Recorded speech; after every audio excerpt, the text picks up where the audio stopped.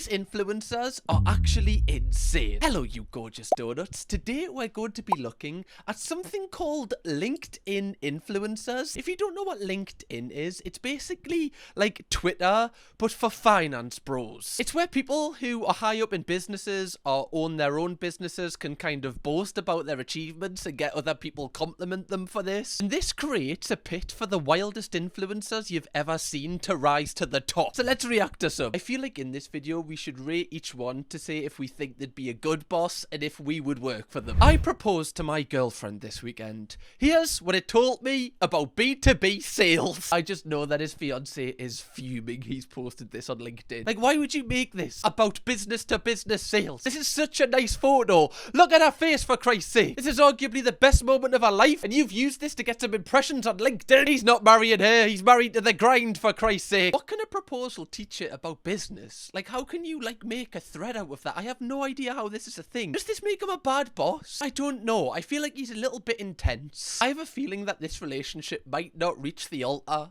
after this post. Just ended an interview 60 seconds in. Me, hey, how are you? Him, counting down the hours till the weekend. Me, I sense this is not a culture fit. Sorry. He was super mad, but I think early stage startups are too hard to have people who count down the hours. Thoughts? You're asking for me thoughts? I think you're a dickhead, brother. Sorry, if he's in a job that he doesn't like, which he probably is because he's applying for a new one, I think he's well within his rights to be counting down the hours until the weekend. Why is this a bad thing? If anything, it just shows that he wants to work for you and leave that current job. Also, I find it so odd when like business owners expect their employees to like work as hard as them, like especially when they're the ones who are gonna like get all the money for like selling their business. You can't expect them to work the same amount of hours as you. Like it just doesn't make sense. I would not want to work for someone like this because I feel like if, you know, it was like 8 p.m. on a Friday and I was still in the office and I was like, right, I've been here for 16 hours, I think I'm gonna go. I think he would block or like barricade the exit. Ordered a pizza from Domino's at 2:30 a.m.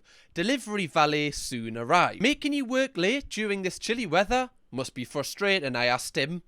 The reason he has to work is because people like you order pizza at 2:30. That's why he's working. Domino's midnight delivery has enabled me study for military exams in the day and earn bread for my family in the night. So, I am rather very thankful to them, he happily said. My thoughts suddenly changed, and my heart instantly filled up with respect for him. So much to learn about determination and appreciation from him.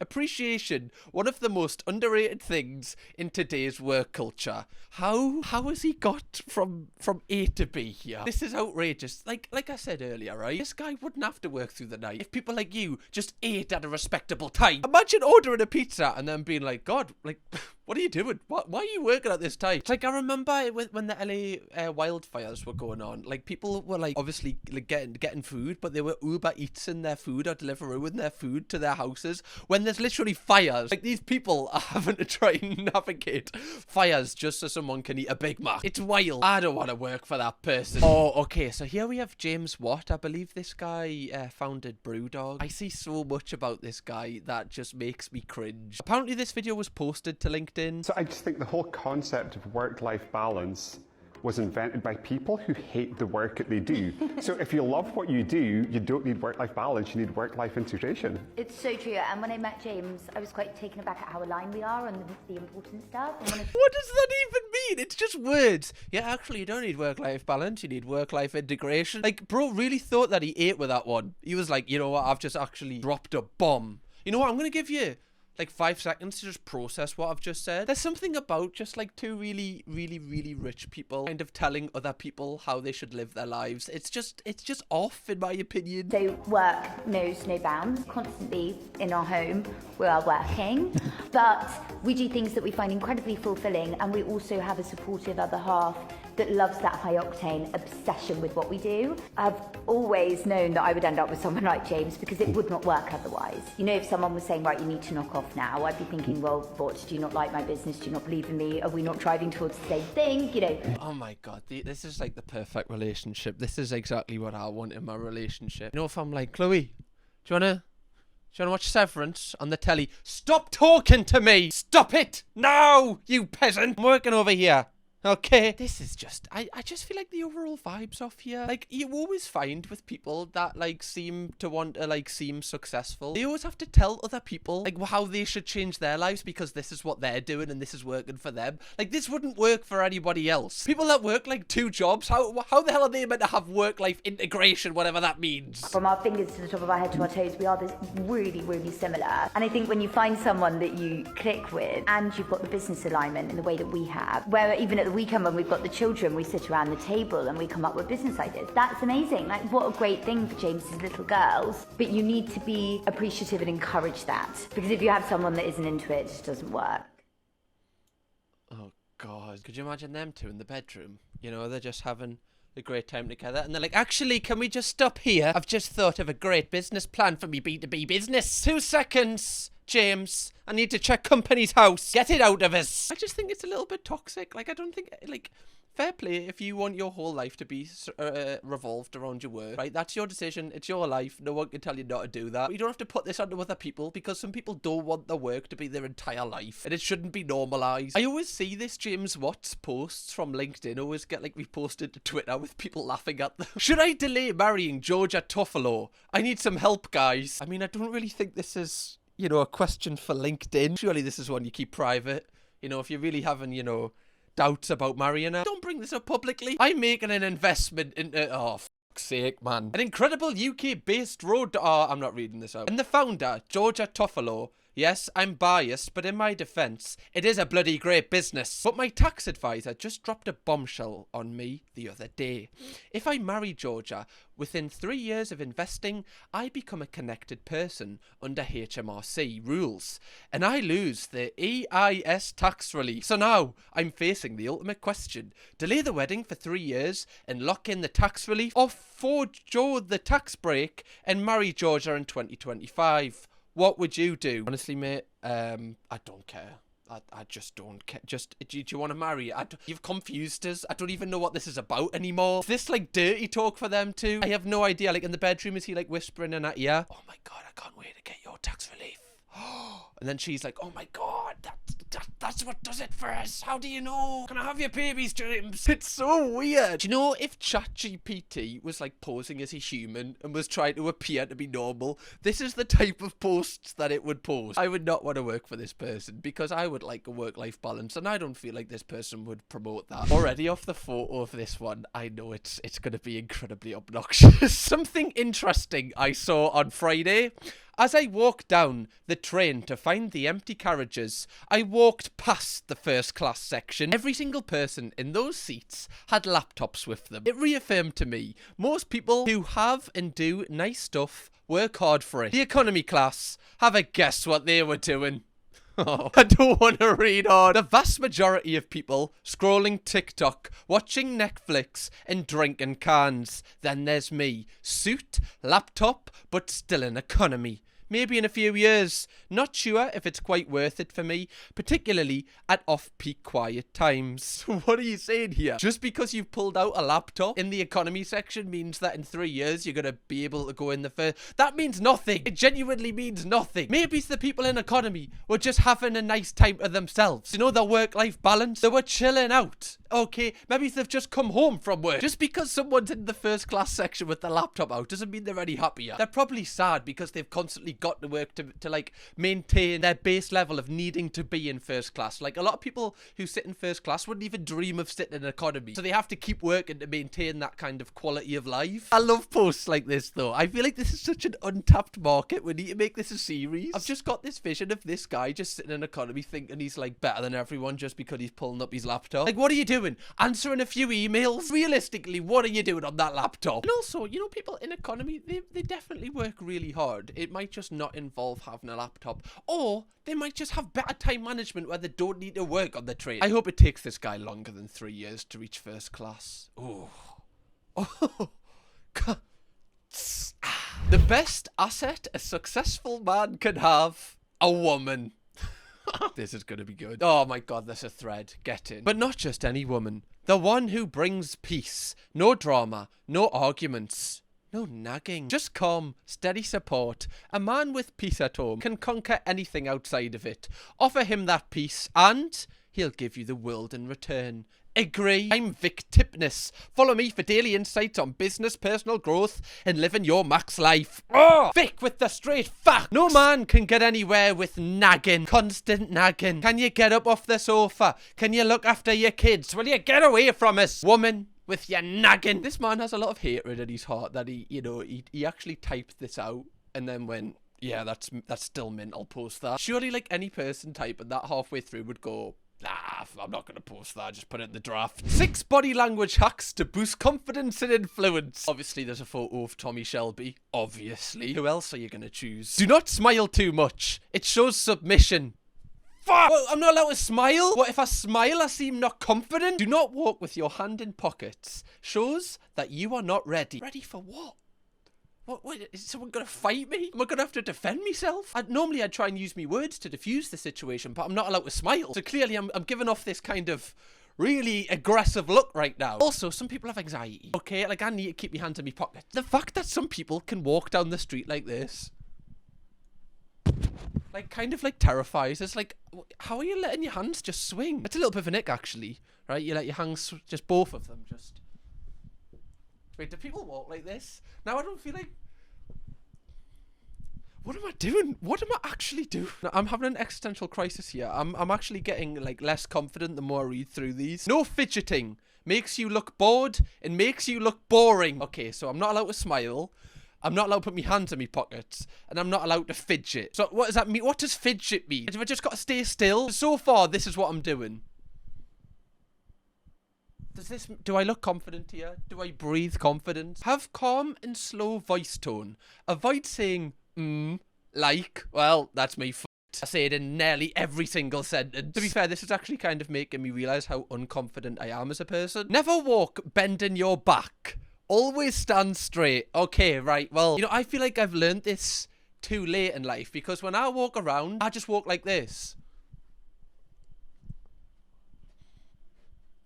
And I smile when I do it, so I've been double f***ed this entire time. You're not meant to bend your back when you walk. I've been doing it all wrong. Do not look back to close the door when you enter a room. Direct your dominancy. What? But what happens if, like, someone's coming behind you? Isn't it rude? Do you just, like, walk through a door and go, like... What happens if you, like, kill someone? I don't think this promotes a healthy body language. I think even Tommy Shelby, when he walks through a door, makes sure that no one's coming behind him. Just kind of guessing he has spitballing a little bit. I would definitely not want to work for that person. Like, you wouldn't be able to smile or bend your back in his office. No, thank you. So, I've been on 2 dates with a girl I am really excited about and very interested in. I've got all the elementary school butterflies going on and really hoping this goes somewhere. She's a gem, she's a mom, she's a business owner, she's the whole package. Tonight is date 3. We're going to sushi. I'm picking her up at 4 p.m. I'm crazy nervous, crazy excited, crazy all of it. Anyway, I forgot I had sent her this podcast a month ago and she just texted me, I just watched your podcast. I love your drive and ambition. I'm looking forward to tonight even more now. See you soon. Let's go. This is the same feeling I got on my first ever accepted offer. Why did, like, these men talk about, like, lasses like a business deal? What's going on here, man? Also, why have you sent her a podcast that you've been on? Like an old podcast. That is hilarious, like the concept of that. That's what I should have done with Chloe. Like, the first time she came round to mine, I should have been like, you know what? Right, I know you want to watch a movie, but I've got something better. And then just stuck on one of my videos and just, like, sat. Just observe. This guy, great, right? Honestly. To be fair, right, I'm not going to say who, but I have heard there is one YouTuber that actually sticks their own videos on when they bring someone around to their house. I'm not saying who, but when I discovered that, I was, like, genuinely, like, on the floor laughing. So I'm joking about it, but it is a real thing. For some reason, though, this paragraph just doesn't seem real. Like, why would she be even more excited for sushi now that she's, like, watched these podcasts? I have no idea what's going on. Are people attracted to this? Like, I don't know anymore. To be fair, he actually seems like quite a nice guy. He just seems like a bit of a weirdo, if I'm being honest. Sometimes Utah Tech Week looks like cancelling all the events you were going to and spending time with your grandpa while you still can. Getting to say those last I love yous. Oh my God, that is... I paused there because I didn't actually think she'd wrote what she'd wrote. As much as I have missed spending time with, and I had to make sure to prioritise and pivot. See you next year, Utah Tech Week.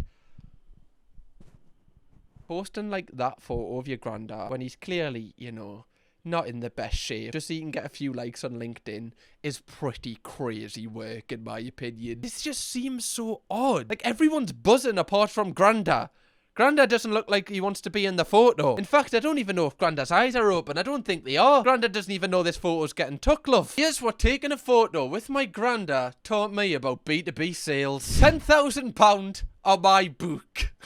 I love these ones. Like, is it the question, like, would you rather have $500,000 or a dinner with Jay-Z? And, like, some people would actually choose the dinner with Jay-Z. It's like, why? Just take the money. What are you gonna learn? Like, are you gonna ask him, like, oh, like, Jay, like, can you, like, tell us how to get me coffee business off the ground? Well, one time I dropped this really great rap song and I don't have anything. I literally don't have anything else for you. Just take the money every time if you get offered this question. If I asked a random person this question, what do you think they'd choose? Honestly, I fully expected her to say £10,000 without hesitation. But she didn't. She chose the book. Terrible choice, love. Terrible choice. And let me tell you, she chose correctly. Here's why. Anything that comes after a colon in LinkedIn is never good. That's what I've learned so far. Had she chosen the money, it would have just been spent, dwindling down to zero eventuality. Instead, by choosing the knowledge in my book, she now has access to the tools and strategies to turn money into more money. Her original plan was to put £10,000 towards a mortgage. This would have essentially been her paying for another boss. But her decision showed me something far more important. Commitment. Because of her choice, I now feel compelled to help her even more. I see her potential, and I'm going to do everything I can to help her achieve financial freedom, so long as she stays dedicated. Sometimes the right decision isn't the easiest one, but it's the one that leads to the most growth. The more risk you take, the luckier you get. Would you have made the same choice? Let me think about that. No, I wouldn't have. I tell you what I would have done, right? Call me, like, you know, an innovator here. I would have took the £10,000 and then used, like, what, 20 quid of it to buy the book. And then there we go. I've absolutely just ruined the system here. Why didn't you do that? Then you can have both. Like, seriously? She chose the book. Why? Why would anyone choose the book? Like, there is a lot of knowledge in books, okay? Like, books are a great way to learn, like, a new skill. But if you're offering me money or reading a book, I'm choosing money every time. Even if it's £1,000, even if it's £100, I'm choosing the money. I don't know if I would want to work for this guy. He doesn't seem, like, nasty. He seems like he wants to help if you do stay dedicated, which I don't know why that was in brackets. I don't know if he's kind of trying to cover his arse here. I just turned 30, and I'm worth 19 million. Here's how I got there. Not to brag. Definitely not. But to hopefully inspire you to get there too. Okay, I'm willing to be inspired, Blake Thompson. Hit me. I woke up at 4 a.m. every morning for 6 years straight. Okay, I'm out. I'm out already. I can't do it. Why is it always 4 a.m.? It's never 5. It's always 4. What's happening at 4 a.m.? Are they, like, giving money out in the streets? Is this why all entrepreneurs wake up at that time? Started a recruitment agency. Took 2 cold showers per day. Okay, that's where I'm going wrong. That's why I'm not worth 19 million. I'm not having cold showers, man. Also, 2 cold showers a day. Why 2? You're just torturing yourself at that point. Invested in Bitcoin at £59,000. Engaged with all walks of life. You never know what you'll learn. Inherited 22... This has got to be a joke. Surely. You inherited 22 million from your parents and now you're worth 19 million. It's got to be a joke. It's got to be having us on. Post high value content on LinkedIn. Consistency is key. Execute. See, when I read this, everything apart from the inheritance is what I would read on LinkedIn. But the inheritance, surely this one's got to be the fact I think it's a fake one says enough about if it is real. To be fair, this is the first guy that I kind of want to work for. I inherited 22 million from my parents and I turned that into 19. Follow me for more financial advice, guys. That's a man I can work for.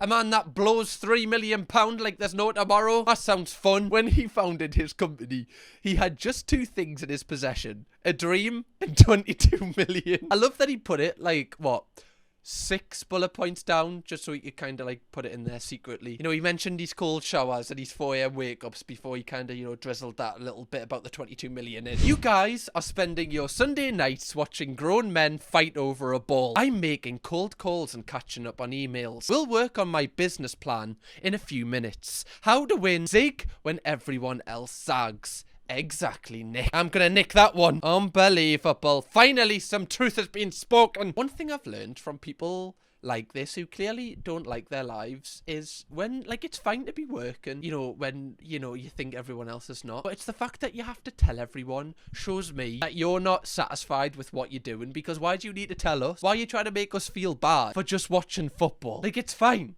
Just do your work. You don't have to tell us. Why do you have to brag about it? I would much rather be watching football at night time than having to work. I feel like most people would much rather be engaging with the hobby than work. I would rather zag while you're zigging. Who wants to be making cold calls at night, for Christ's sake? Nobody. I often talk to the homeless and I ask them, why don't you get a job? Oh, this is arguably the worst first line introduction into any post yet. I often talk to the homeless. Even that by itself. They all answer in exactly the same way. Nice little generalization there. There's no point. I get more money if I claim benefits. I get given a house and I earn 150 or even 200 a day begging. But how can they be homeless but also have a house? This makes no sense. This is no joke. And this is why the streets of London and the UK are in ruin. And why the economy is broken. Instead, why don't we bring back great apprentice schemes, cut the benefits and start skilling up these people on the streets to do useful work to help their sense of worth, help them earn more money and help the economy grow. You're just speaking, but nothing's registering. Registering. Shit! By the way, this guy definitely never speaks to any homeless people. He definitely, like, might have spoke to someone once and they've said this, so he's kind of just categorized every single homeless person is doing the same thing. Shame on you, friend. Shame on you. Bonnie Blue just reached her goal of 1,000 men in 24 hours. If she can do it, why can't you cold call 1,000 people today?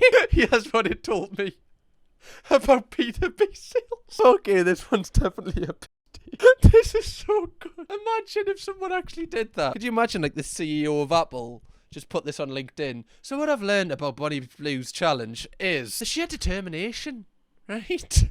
Something we can all take into our own life, guys. Oh my god, so I've seen this guy, and this is definitely serious. Like, this guy is on TikTok, and his posts are, like, absolutely mental. Business class is great, but today we made a pact, and that's by 35 years of age, we will only fly by private jet. Second pact, by age 40, we will own 2 of them. Brothers building generational wealth.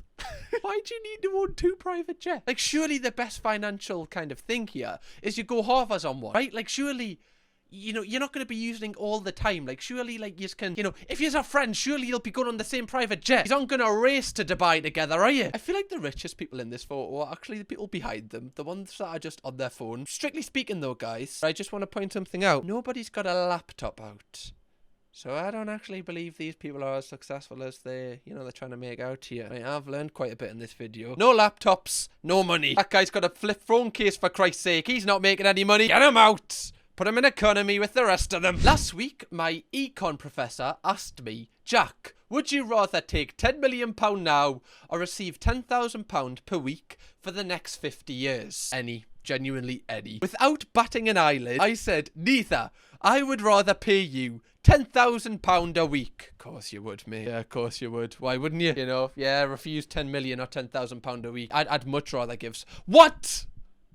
Why? There's not a single explanation for this. Shocked, he replied. That's insane. No economic model would suggest to do this. Nobody speaks like this. Insane? I replied. Not at all. If you give me money, I lose my drive. I go soft. I might as well roll over and die. If I give you money, it makes me hungry. I have to grind to make more. I have to hustle. The only thing insane is that more people don't think like me. This guy is actually a raging lunatic. I feel like they need to strap him to a bed and never let him leave the room. This guy needs an exorcism. That's what we should do, actually. The new exorcism movie should just be like Finance Bros. Just get them in one by one. It can be like the Bonnie Blue bed. We'll just kind of change them all. Bring them back to factory settings. They've updated too far. They know too much. This was me a few weeks ago. 24 hours after giving birth to my 3rd daughter.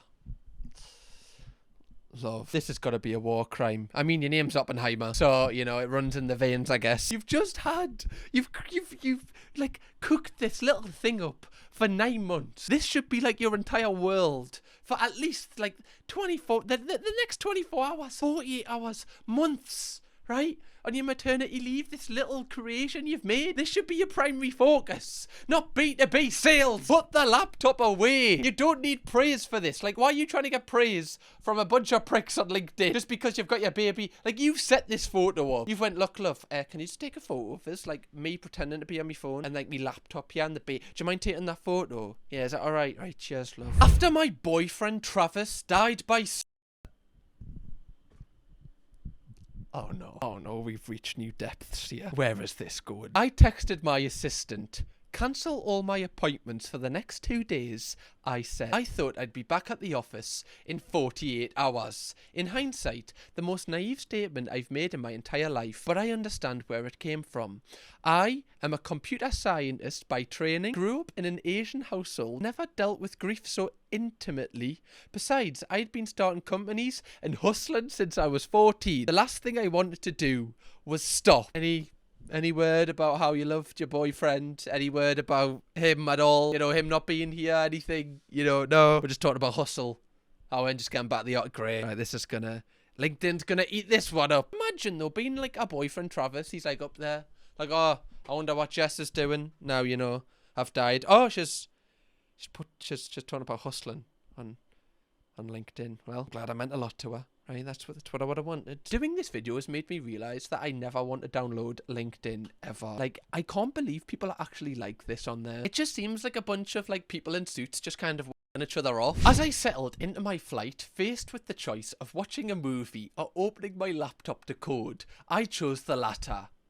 Why do they always set these off as if they're in like a thriller movie? Do you know what I mean? It always seems so dramatic. Like, how do they make just pulling your laptop out seem like it's a Batman movie? I opted to save Gotham tonight. Why? Because, just like my flight, time flies faster when you're focused on creating something meaningful. Coding at 30,000 feet felt like the perfect analogy for life and work. You can't control how fast time moves, but you can control how you use it. Each line of code written, each challenge solved is like making progress towards a destination. Even if the journey seems long, the effort makes the time worthwhile. Oh, I've got so much motivation right now. What should I do? That was a roller coaster of emotions. I didn't know if he was going to put the laptop down at one point. Oh, God, what? I really thought he was going to close his laptop. I didn't think he was going to get through that line of coding. Oh, God, give us a second. Heart palpitations there. I've never hoped for someone on an aeroplane to put their seat back, but now I really hope they do. I really hope they squash them and squash the laptop, and I really hope he didn't click save. Anyway, guys, if you want me to make this a series, because I feel like there's so much content that has been untapped here that we can do so much more of this, let me know. 4,000 likes on this video and I'll do that. And if you want to watch me react to some even crazier posts, click this video right here. Thanks for watching, Donuts. Kirkham, baby.